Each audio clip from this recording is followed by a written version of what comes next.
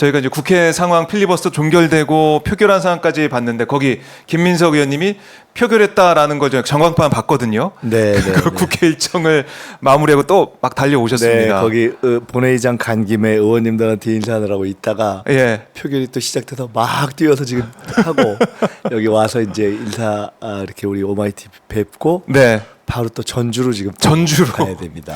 네, 기차 시간이 좀 다가오고 있기 때문에 네, 네. 저희가 빠르게 말씀을 좀 여쭤보도록 하겠습니다.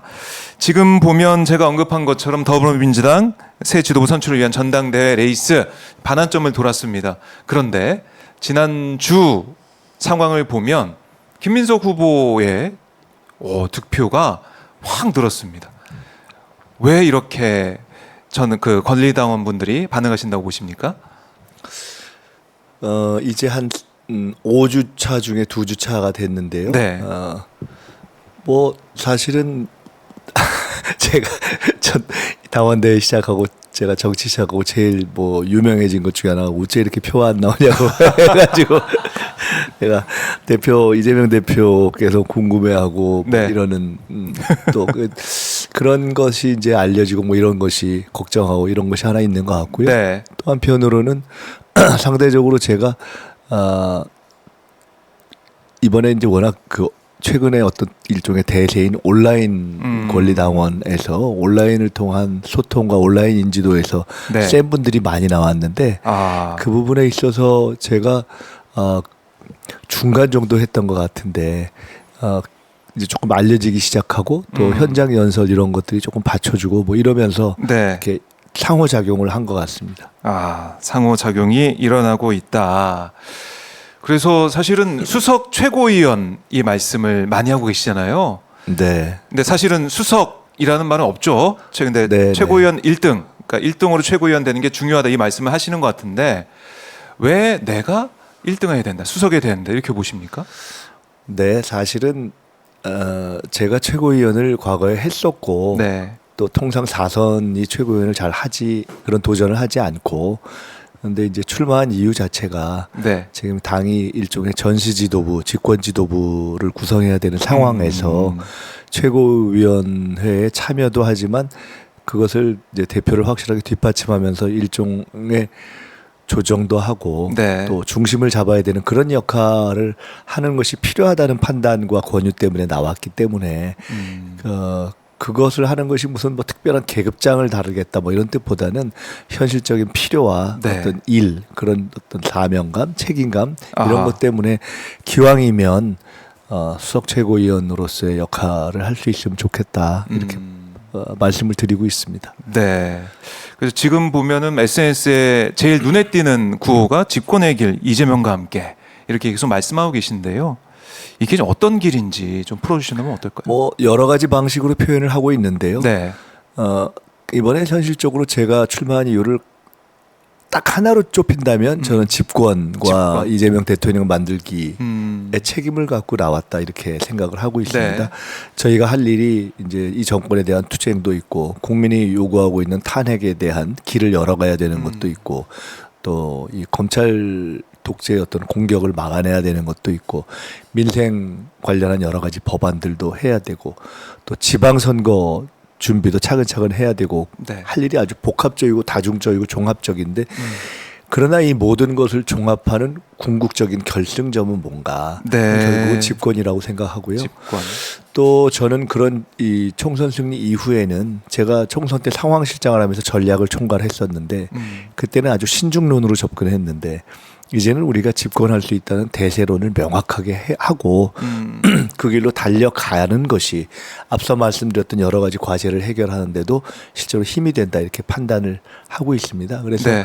제가 뭐 집권 플랜 본부장을 자임하기도 했고 실제로 최고위원이 되면 그와 관련한 뭐 당원 주권에 관한 일, 당무에 관한 일, 정책에 관한 일, 네. 또 인재풀을 정비하는 것에 관한 일들을 핵심으로 하는 그런 어떤 집권 준비의 핵심 사안들을 제가 좀 직접 맡아서 챙겨갔으면 좋겠다는 생각을 하고 있고 네. 당에도 그렇게 많이 말씀을 드렸고 대표께도 말씀을 드렸고 곳곳에서 당원들께도 말씀을 드리고 있는 그런 상황입니다. 네.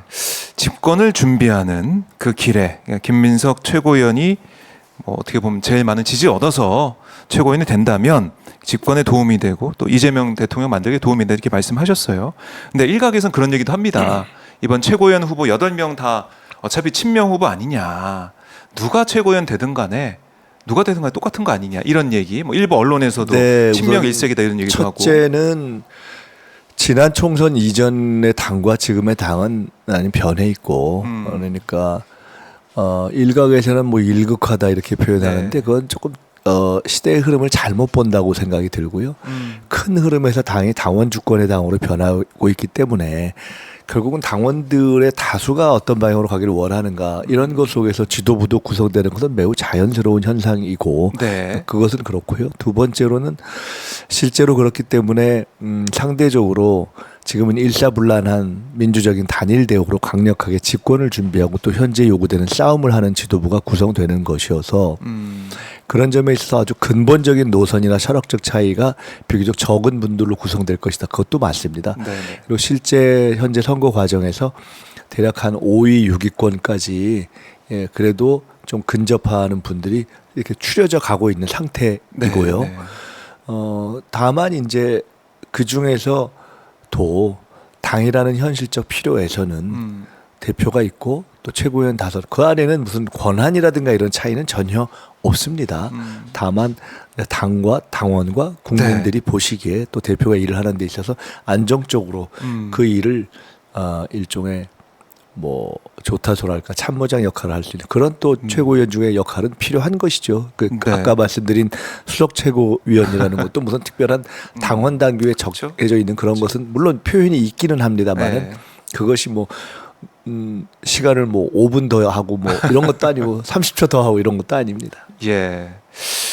이재명 대표 뭐 지난번에 같이 또 방송도 하시고 이런 모습도 봤고 좀 많은 분들이 볼 때는 이재명 대표가 좀 안타까워하는 모습을 본 것 같아요. 사실은 이제 제가 이번 선거에서 이재명 대표가 무슨 당락이 문제가 되는 상황은 아니지 않습니까? 네. 근데 그럼에도 불구하고 이재명 대표 선거 자체에 또 총괄본부장을 같이 겸하면서 최고위원을 나왔는데 이제 그 뜻은 대표가 이재명 대표 입장에서 이제 총괄본부장을 맡기신 것은 이번 전당대회도 있지만 그 이후에 여러 가지 이제 당과 또 지방선거 대선 준비를 같이 좀 이렇게 챙겨가자는 뜻인데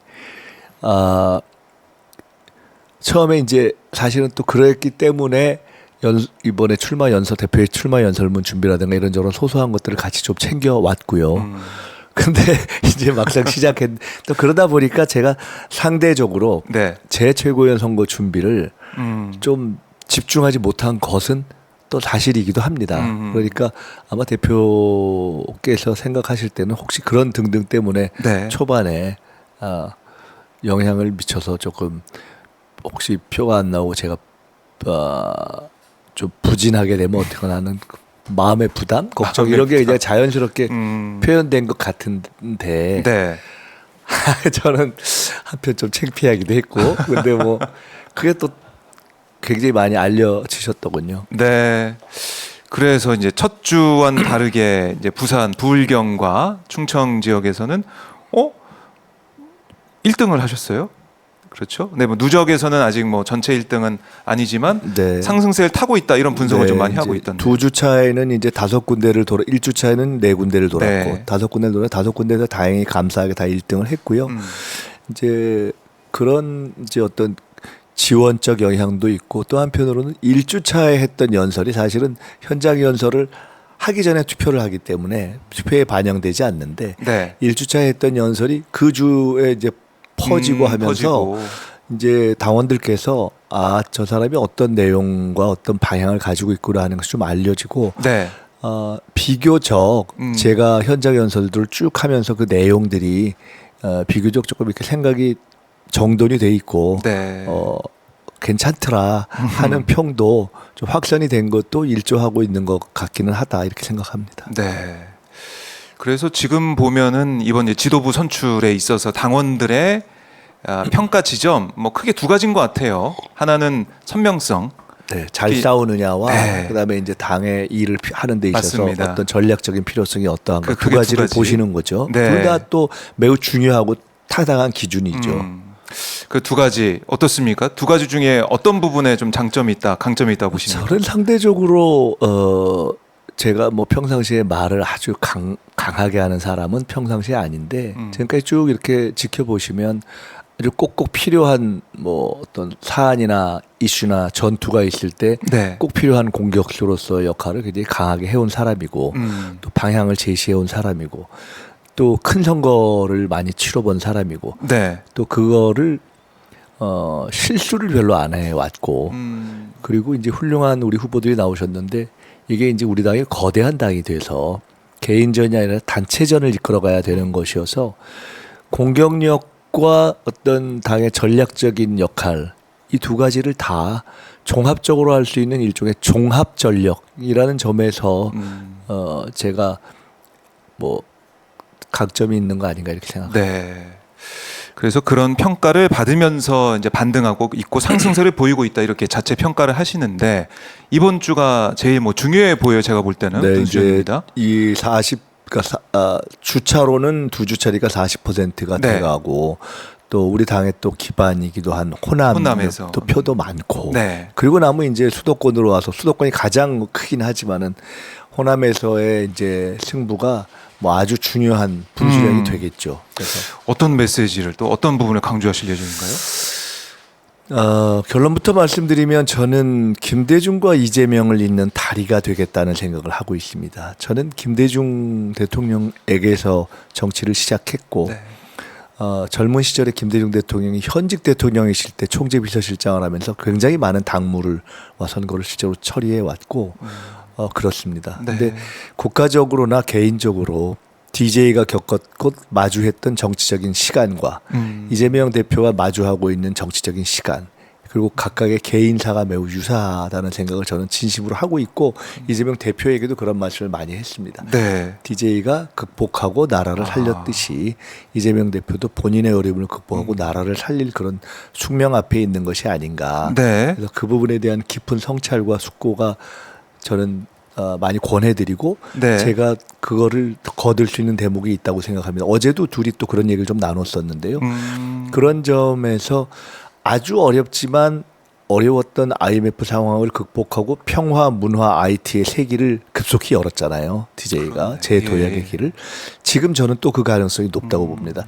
나라가 정치, 경제, 사회적으로 IMF 상황 같은 아주 추락 상황이지만 예. 그걸 극복해내고 그 과정에는 이재명 대표 개인의 어떤 어려움과 탄압 상황의 극복이 필요한데 본인이 최근에 지난 대선 때라든가 그 전에 비해서 굉장히 많이 준비되어 있기 때문에 저는 실제로 두 번째로 준비된 대통령이라는 느낌을 많이 가지고 있고 그런 후보라는 생각을 가지고 있고 제가 DJ는 정말 이렇게 DJ 대선을 할 때 바로 옆자리에 앉아서 제가 초선 시절에 같이 선거를 치렀는데요. 한 달 동안 대선을 다니면서 네. 이번에는 조금 더 이제 성숙해서 동년배 정치인으로서 우리 이재명 대표를 또 다른 각도에서 그렇게 대통령 만드는 일, 또 우리 당의 집권을 이루는 일에 역할을 할 수 있게 된 것을 저 개인으로서도 제 정치의 전반과 후반에 또 하나의 일종의 사명으로 생각하고 있습니다. 말씀 들어보니까 김민석 우리 후보의 정치 시작 그 지점 그쯤과 지금 정치 현실과 상황 호남 맞다. 예, 호남의 민주당원이나 우리 뭐 광주 전남북의 시도민들께서는 네. 제가 일종의 김대중의 정치적인 어떤 그 계통을 잇고 있다는 것을 기억하고 아시는 분들이 비교적 많습니다.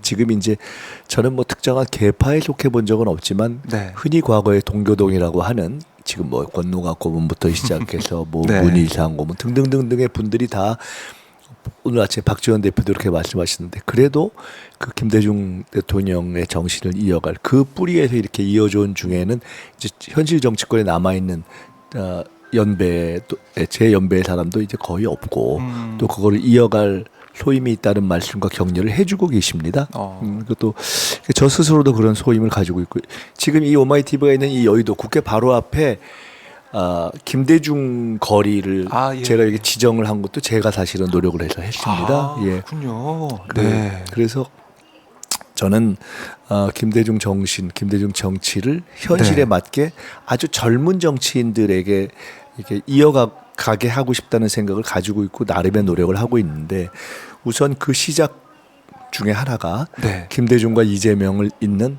일종의 다리 역할을 충실하게 하는 것이 저의 이번 대선에서의 소임이다 이렇게 생각하고 있습니다. 그 네. 말씀을 호남에 가서 드리려고 합니다. 자, 오마이 TV도 이번 이제 광주 현장에 가서 그쪽 당원들 또 이제 후보들을 만나서 말씀을 들어볼 텐데요. 이번 주 호남, 그러니까 전북, 광주, 전남 이 또 합동 연설회 이후에 경선 결과 어떻게 나올지 주목을 해보고